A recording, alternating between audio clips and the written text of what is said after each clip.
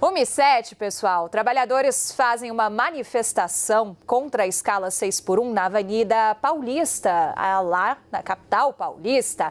Estão previstos, inclusive, atos não só lá, como também no Rio de Janeiro, Brasília, Fortaleza, Vitória, Porto Alegre, Recife, Salvador, Aracaju, Manaus, Belém, Belo Horizonte, Curitiba e Florianópolis. Olha as imagens aí que vocês veem da Avenida Paulista, inclusive, neste ato que acontece por lá neste momento. A manifestação foi convocada nas redes sociais pela deputada Érica Hilton, do PSOL de São Paulo. Ela é a autora da proposta de emenda à Constituição que prevê o fim da escala de 6 dias de trabalho e 1 dia de folga. O parlamentar esteve presente no ato da Avenida Paulista, assim como também deputado Guilherme Boulos, que foi candidato à Prefeitura de São Paulo pelo PSOL. E é com ela que nós conversamos agora, recém-saída da manifestação, diretamente para o nosso estúdio da CNN em São Paulo. Deputada, muito obrigada por estar conosco. Boa tarde, bem-vinda.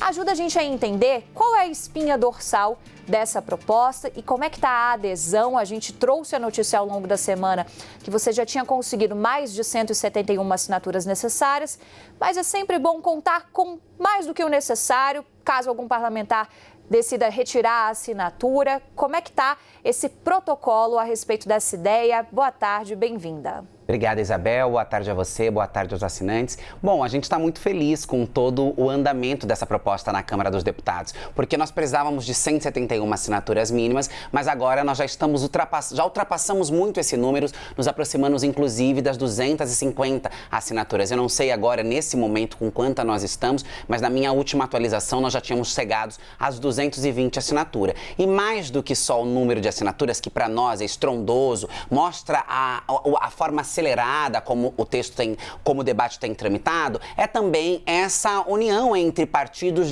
dos mais diferentes campos, né? Não é só o campo da esquerda que tem se colocado à disposição de fazer esse debate. Nós temos conseguido dialogar com vários líderes partidários e temos conseguido criar um campo robusto, construir um organismo forte para levar esse debate adiante. Então, para nós é uma alegria, porque geralmente na história das PECs, as PECs levam muitos anos, às vezes, para conseguir um número mínimo de assinatura.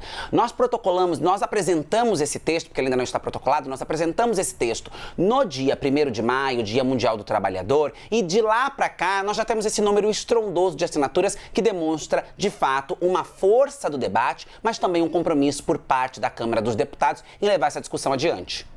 Deputada, quem fala contra essa ideia de extinção da escala 6x1 alerta sobre a possibilidade de você ter custos repassados aos consumidores, no caso ali de serviços, de produtos, e também uma redução dos salários. Eu queria ouvir os argumentos da senhora a respeito disso. Olha, nós sempre tivemos essa preocupação ao fazer esse debate, lembrando que isso não pode ser repassado ao trabalhador ou ter o seu salário prejudicado, que muitas vezes já é um salário quase que ridículo para se sobreviver com os preços como estão hoje. A gente tem observado que em outras experiências foi possível fazer essa mudança sem aumento bruto do preço e sem repasses que fizesse com que a condição do trabalhador fosse precarizada. Nós, obviamente, que vamos aperfeiçoando, vamos olhando os números, vamos olhando os estudos a partir daquilo que já existe para fazer essa discussão. Mas, Isabel, eu tenho observado um movimento que me parece não necessariamente um movimento de pessoas preocupadas com essas questões que você me apresenta,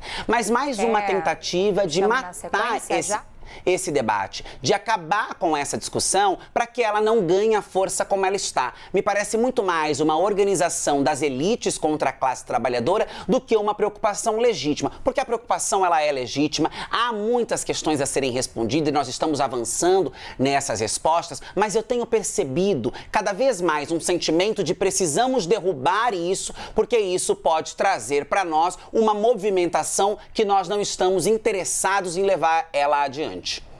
Vou colocar nossos analistas aqui na roda de conversa, deputada, chamando aqui na sequência Luísa Martins, também Pedro Venceslau já em tela. Lu, sua pergunta para a deputada. Deputada, uma boa tarde e obrigada pela entrevista. Deputada, uma das preocupações, né, do Judiciário em relação a esse tema é justamente haver, a partir de uma eventual aprovação, né, dessa proposta, uma enxurrada aí de ações que pode sobrecarregar a justiça trabalhista, que já é bastante demandada aqui no Brasil. De que maneira ajeitar esse texto para que ele seja seguro o suficiente para o trabalhador, para que ele não precise acionar a justiça para garantir algum eventual prejuízo ao seu direito?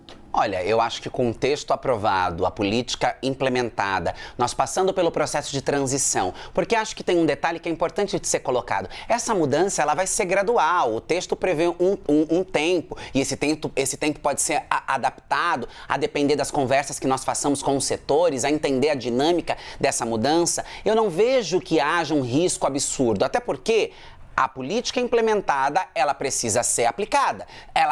O judiciário só será acionado se esse empregador não respeitar a legislação, não respeitar aquilo que foi aprovado. Então, a gente parte do pressuposto que muitos empregadores não irão respeitar a legislação. Não tem como fugir disso. Ou você respeita a legislação, ou você é acionado judicialmente. Não tem um meio termo. O que a gente quer e tem proposto é um diálogo para que isso aconteça, levando em consideração as demandas específicas dos setores. Então nós começamos esse debate com a sociedade civil, com a classe trabalhadora, nós avançamos com esse debate para dentro da Câmara dos Deputados e esse debate ganhou corpo na sociedade. Agora o que nós estamos fazendo, inclusive tive uma conversa com o ministro Padilha essa semana, pedindo um apoio, uma sinalização do governo, até para que a gente consiga organizar isso com o setor empresarial. Tem uma preocupação, por exemplo, do pequeno, médio, empreendedor e etc, que a gente tem trazido para dialogar com a gente. Então, do ponto de vista da legalização, da legislação, não vai ter o que fazer. Ou se aplica aquilo que está determinado na lei, ou de fato não tem como mediar um desrespeito a uma legislação trabalhista. O empregador vai ter o tempo de transição, vai ter o tempo de adaptação, mas ele não pode fugir. Ele não pode ter uma lei que determina uma escala diferente da escala 6x1 e, por conveniência dele, querer aplicar algum outro tipo de escala. Isso é crime e precisa ser respondido criminalmente. Pedro. Deputada, o deputado Reginaldo Lopes já tinha apresentado um projeto de redução da jornada, estava na CCJ, chegou a receber um parecer favorável do deputado Tarcísio Mota, do PSOL, e ele disse que procuraria a senhora para que apensasse o seu projeto no projeto dele. Aí depois eu vi uma foto dos dois ali com o ministro Alexandre Padilha. Eu queria saber da senhora da possibilidade de haver uma união dos dois projetos, quem vai pensar o projeto de quem, se dá para unir os dois numa PEC só, para que unam forças, para que o projeto tenha mais força no Congresso Nacional. Sim, nós vamos... Isso não é nenhuma questão, né, de vontade nossa. O regimento da casa, ele já diz como funciona, né? Tendo um texto parecido com o outro, ele é pensado naquele que estava protocolado, que estava tramitando em primeiro. O deputado me procurou, nós estivemos juntos na reunião com o ministro Padilha, ele esteve presente na coletiva de imprensa que demos ali, não foi no Salão Verde, foi num outro espaço da Câmara dos Deputados, que eu não me lembro agora o nome daquele espaço, e nós estamos conversando, porque as propostas, ela tem algumas particularidades diferentes, mas a essência do texto, ela é a mesma. O meu texto talvez de uma maneira um pouco mais ousada, com uma transição mais lenta e etc, mas nós estamos discutindo a mesma temática. O que acontece é que esse projeto já estava lá e não tinha tido essa repercussão, e talvez pela minha dinâmica com as redes sociais, a minha mobilização junto ao movimento VAT, Vida Além do Trabalho, nós conseguimos impulsionar esse debate e fazer com que ele ganhasse força. Mas nós vamos seguir os trâmites legais dentro da casa. Se tem que ser apensado, vai ser apensado e nós vamos fazer essa discussão conjuntamente.